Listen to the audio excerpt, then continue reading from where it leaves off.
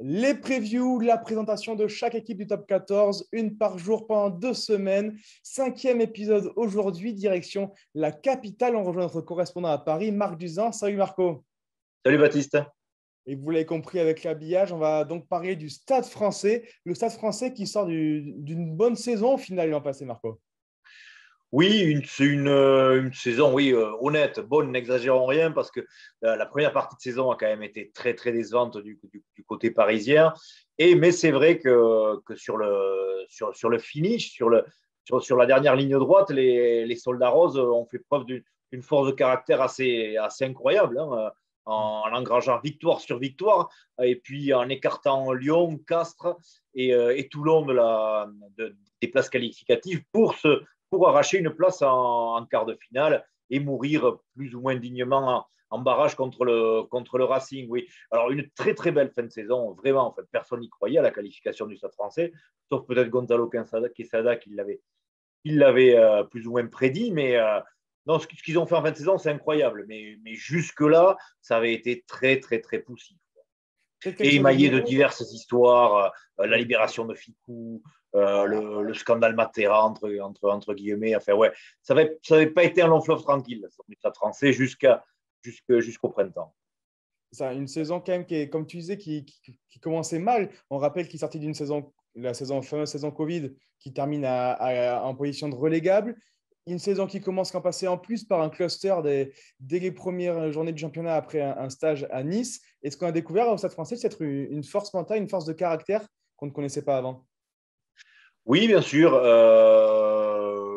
Oui, ça probablement. Il y a aussi des joueurs qui ont su monter au front au bon moment. Je pense à Joris Second, qui sort d'Aurillac, qui reste un jeune joueur et qui a su prendre la mesure de son poste, de son club et du top 14.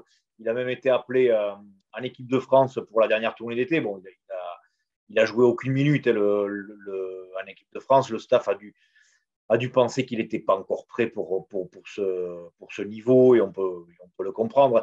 Mais au Stade français, toujours est-il que Joris Second a poussé Nicolas Sanchez sur le banc de touche, a été très bon dans l'occupation, bien meilleur qu'on ne le pensait dans l'animation. Il a su quand même faire jouer autour de lui, etc. Donc des joueurs comme ça ont pris le pli. Je pense aussi à Zago en fin de saison, qui a été très très bon, qui a même poussé Yoann Messi sur le banc de touche. Enfin, des joueurs se sont révélés la saison dernière. D'accord. Néanmoins, on le sait, le Stade français, c'est le plus gros budget du championnat. Alors, cette saison passée, comment il faut la lire? Il faut la lire comme une équipe décevante qui finit loin du rapport budget-résultat, ou justement comme la renaissance d'une nouvelle équipe, de nouveaux projets, après, comme je disais, cette saison très galère à l'année Covid. On va être un peu positif, un peu optimiste. Je pense que c'est une saison de renouveau pour Paris la saison dernière, et ça démontre vraiment une vraie force de caractère et une vraie force dans ce groupe parisien. Ouais. Cette fin de saison, elle est extraordinaire, hein, vraiment. Et le bilan de cette dernière saison, c'est les joueurs qui en parlent le mieux. Et nous avons contacté dans la semaine Joris Second, et voici ce qu'il en dit. Oui, l'année dernière, on a fait quand même une assez bonne saison sur la globalité. On a réussi à décrocher cette 6e place, qui quand même était assez compliquée à aller chercher. On a passé quand même une belle partie de la saison quand même à naviguer un petit peu dans le top 6 et à en sortir. Et je me rappelle d'un match qu'on perd ici à la maison contre Clermont. C'était un petit peu l'élément déclencheur de cette qualification. On a perdu à la maison et après on fait 7 matchs ou 8, je ne veux pas dire de bêtises, sans défaite. Donc l'objectif en début de saison, c'était de terminer dans ces 6, de faire les phases finales. On a fait le barrage. Malheureusement, on a perdu au Racing. Mais sur la saison, quand même, ça a été une bonne saison en général. Marco, on va entamer la deuxième partie de cette émission sur les recrues. Je vais te les citer une par une et tu vas me dire un petit mot sur chacune parce qu'on ne les connaît pas toutes. Et ça commence avec Nemo Rolofsé. Alors, Rolofsé, il vient de Nevers. C'est un pilier sud-africain, un solide pilier sud-africain. Je crois qu'il fait 125 kilos. Il est évidemment méconnu du grand public, mais c'est un très très bon pilier de mêlée. C'était un des meilleurs piliers droits du Pro D2 la saison dernière. Il va faire beaucoup de bien à la mêlée parisienne et notamment à Paul Allo-Émile, le capitaine des Soldats Roses, qui était un peu seul à ce poste jusque-là. Donc, oui, Nemo Rewelowski, qui était courtisé par beaucoup de clubs. C'est une très, très belle recrue pour le Stade français. Deuxième pilier arrivé à Paris, il est un peu plus connu, c'est le grand pressant côté Toulouse de Clément Castex. Oui, alors c'est la grosse côte côté parisien. Bon, il est blessé en ce moment, il soigne une lourde blessure au genou. Je pense qu'il sera de retour pas avant octobre, novembre, voire décembre peut-être. Donc, Clément Castex, il vivait un peu dans l'ombre de Cyril Baille à Toulouse.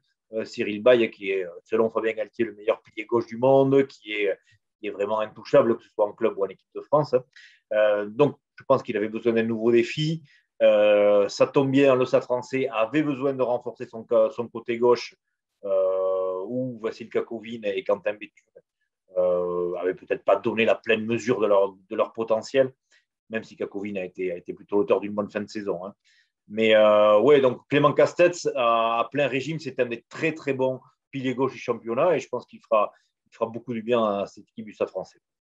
Allez, autre nom bien connu de notre championnat qui arrive d'Agen, c'est Romain Briat.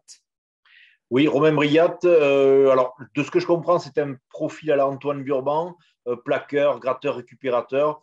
Il est estampillé bon joueur de top 14, voilà, un joueur à 13, 14 sur 20, et qu'il est sérieux, qu'il est un bon joueur de top 14. Ouais.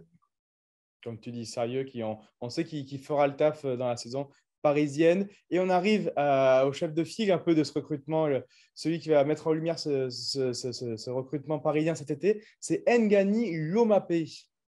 Et après, bien sûr, il y a Lomapé, je pense que tout le monde le connaît. Tout le monde le regardait, moi le premier, quand il joue avec les All Blacks, c'est une superstar. Donc, j'espère qu'il va nous amener énormément cette saison, parce qu'en plus, son père joue d'anti. C'était quand même une clé de notre jeu. On le perd, malheureusement, il va à La Rochelle, mais j'espère que Ngani sera là pour le remplacer et j'y souhaite de faire le bonheur des supporters, des joueurs et de bien remplacer Joe Dantier. Après, physiquement, il est assez petit de taille, mais après, il est très impressionnant.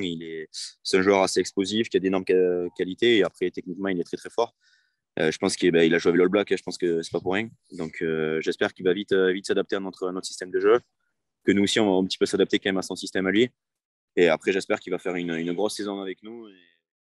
Ouais, Lomapé, c'est potentiellement un des meilleurs centres du monde. Hein. Donc, le Stade français a un peu pété la tirelire pour le faire venir. Ils avaient aussi dégagé des sous en laissant partir Gaël Ficot à l'intersaison et Jonathan Danty vers La Rochelle. Lomapé, ce qui est paradoxal, c'est qu'il arrive en pleine force de l'âge. Il a 28 ans, il gagne Lomapé. D'habitude, les All Blacks arrivent en fin de carrière quand ils ont tiré leur dernière cartouche et qu'ils sont persuadés de ne plus pouvoir jouer à l'équipe nationale. Là, Lomapé, il avait quand même une chance encore de gratter une place avec les All Blacks. Donc, ce choix de carrière, il est un peu surprenant, mais c'est tant mieux pour le Stade français, puisque là, pour le coup, Paris s'offre une force de frappe incroyable au milieu du terrain. C'est une boule de muscle, c'est une boule de puissance. Il est très rapide, très costaud. Ouais, c'est un joueur très spectaculaire.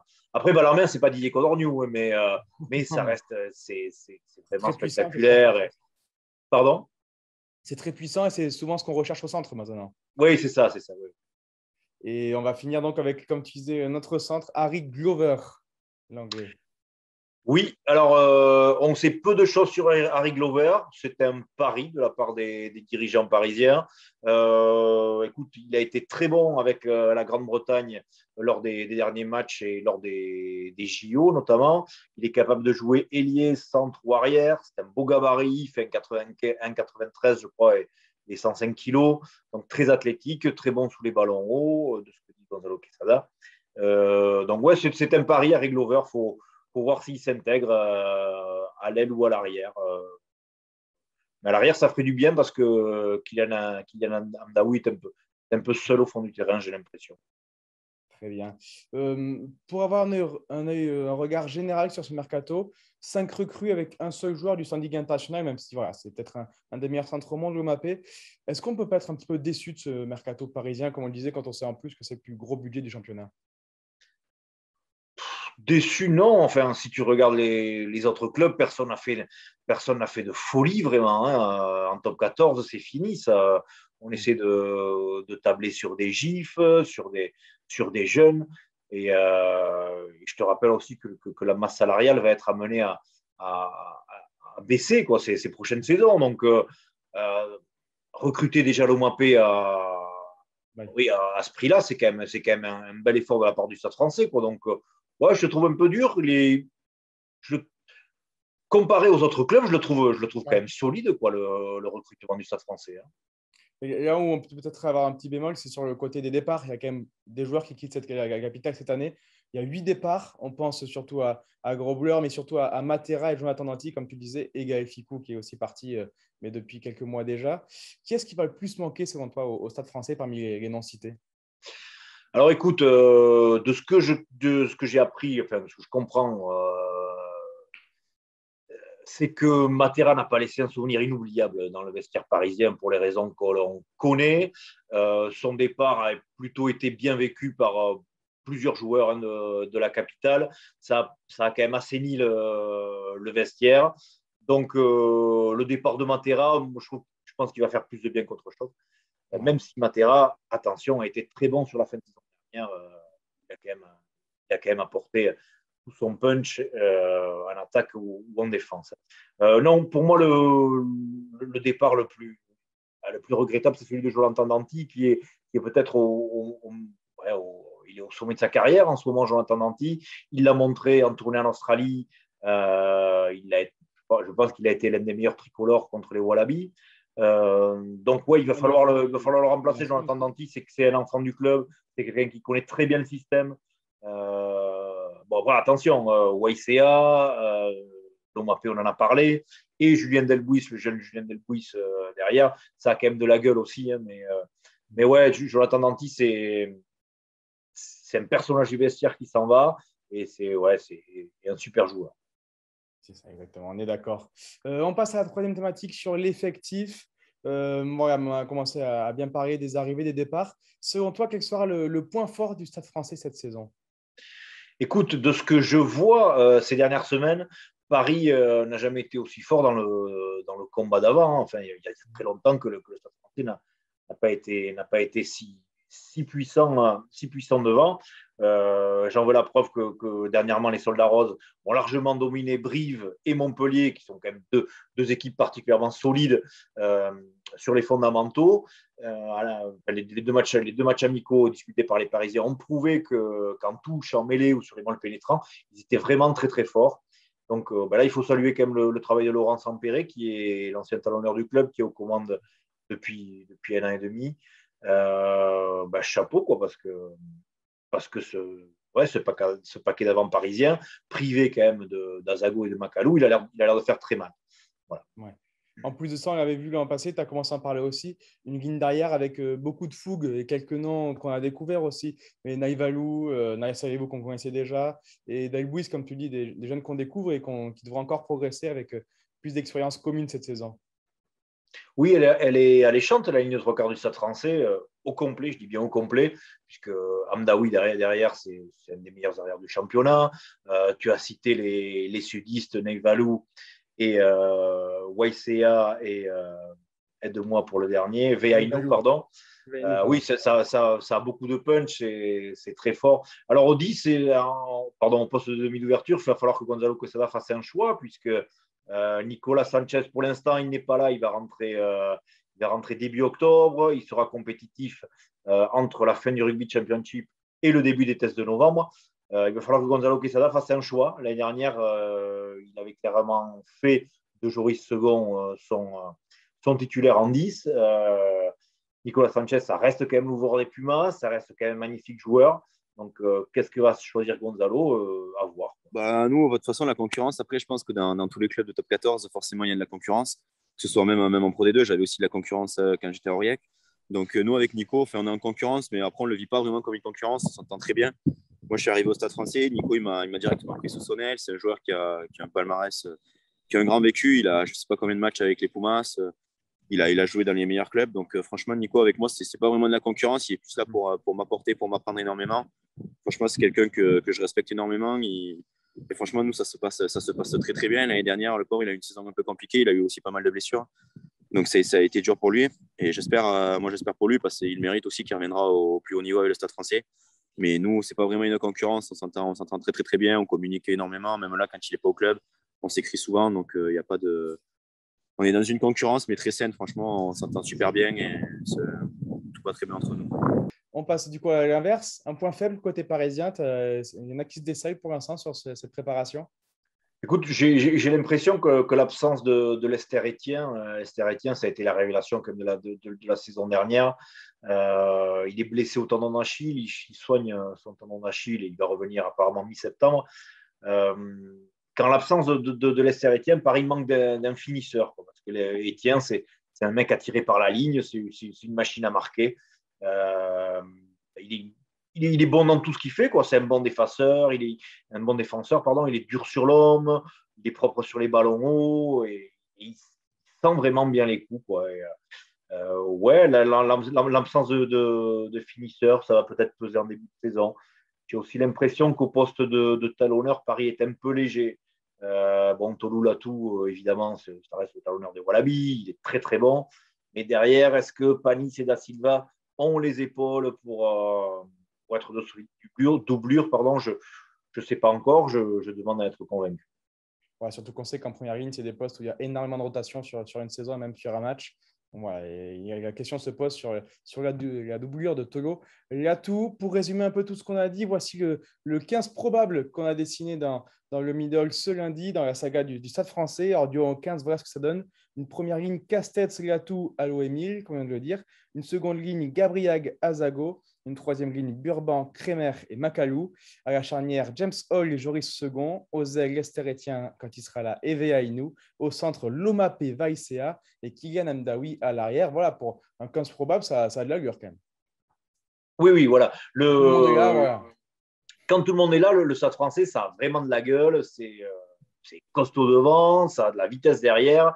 Le problème, c'est que contrairement à d'autres formations comme le Racing, Toulouse, La Rochelle ou Montpellier, le Stade français n'a pas 2 ou 3 joueurs par poste, si tu veux, ou 2 ou 3 grands joueurs par poste. Et la profondeur d'effectif n'est pas encore là. Ça se construit, ça, mais pour l'instant, cette profondeur d'effectifs qu'on est très gros, les cadors du championnat, le Stade français ne l'a pas encore. Ok, d'accord, très bien. Pour parler des joueurs qui ne seront pas titulaires en début de saison, peut-être remplaçants, est-ce que tu vois un jeune éclore cette saison, un renouveau, un jeune joueur qui va exploser? Écoute, on dit beaucoup de bien de Léo Barré, qui est un demi d'ouverture qui vient de Versailles. Alors, le Stade français s'est longtemps battu avec le Racing pour arracher le jeune Léo Barré au club de Versailles. Donc, c'est un demi d'ouverture longiligne, âgé de 20 ans, demi d'ouverture des moins de 20 ans tricolore, si je ne m'abuse. Très bon au pied, bon animateur, et il aura visiblement du temps de jeu derrière Ségon et Sanchez. Voilà, on en dit vraiment beaucoup de bien. Très bien. Et on conclut ce preview avec l'objectif. Quel objectif se sont fixés les Parisiens pour cette saison? Voici ce que nous dit Joris Second. Tout simplement de refaire ce qu'on a fait la saison dernière, de viser ces qualifications. On l'a fait la saison dernière, donc cette saison, on a obligation aussi de le faire. Et en plus, cette saison, on a eu la chance de se qualifier pour la Grande Coupe d'Europe, pour la H-Cup. Donc forcément, ça serait cool d'aller chercher les phases finales dans cette compétition-là. On sait qu'elle est très relevée, c'est très compliqué. Et franchement, faire phase finale en top 14 et en H-Cup, ça serait merveilleux pour le club, même pour nous les joueurs. La plupart n'ont jamais joué la H-Cup ici. Donc ça va être une grande nouvelle pour nous. Donc forcément, tout le monde va vouloir tout donner. Et ouais, ça serait le Graal de se faire une phase finale. Et après, bien sûr, le Graal du Graal, c'est de toucher le jour ce bout de bois. Mais pour le moment, faire les phases finales. Et après, on verra de toute façon les phases finales sur un match qui peut se jouer. Donc faire les phases finales et on verra après. Marco, on a l'impression que pour le Stade français, disputer une phase finale cette saison sera déjà très bien. Oui, enfin, s'il ne la dispute pas, ce sera clairement un échec. Hein. Je pense qu'Hans-Peter Wilde, le propriétaire, a posé les objectifs et la qualification, c'est l'objectif clair, net et précis du Stade français. Donc, objectif, être dans les 6 et voilà, faudra pas… Le souci dans ce top 14 cette saison, c'est qu'on a l'impression qu'il y a 10 équipes qui ont les armes pour être dans les 6. Tu les vois avoir leur chance, avoir vraiment vraiment jouer leur carte pour être dans les 6. Oui, oui, encore une fois, je trouve le recrutement très intéressant. Ils ont été très performants sur les matchs amicaux. Ouais, je pense que le Stade français, c'est sérieux et encore plus, même beaucoup plus sérieux que la saison dernière. Alors, par contre, comme on le disait, un effectif peut-être un peu court. On les voit mal disputer deux tableaux cette saison, surtout qu'avec la qualification en Champions Cup. Est-ce qu'il y a des ambitions européennes côté parisien? Je pense pas. Je pense que la Champions Cup pour le Stade français, c'était un vrai cadeau empoisonné. Ouais. Ils n'y étaient pas prêts, enfin pas déjà. Ils vont pas faire l'impasse, évidemment. Ils veulent pas être ridicules aux yeux du vieux continent, mais ça fait pas partie des objectifs. Ils vont pas au moins à l'extérieur. Je pense qu'ils la joueront pas à fond. Ils feront tourner l'effectif à l'extérieur parce qu'ils ont. Je reviens à ce que j'ai dit, la profondeur d'effectif n'est pas encore suffisante. Ils n'ont pas les moyens de jouer sur deux tableaux et ils vont privilégier le top 14.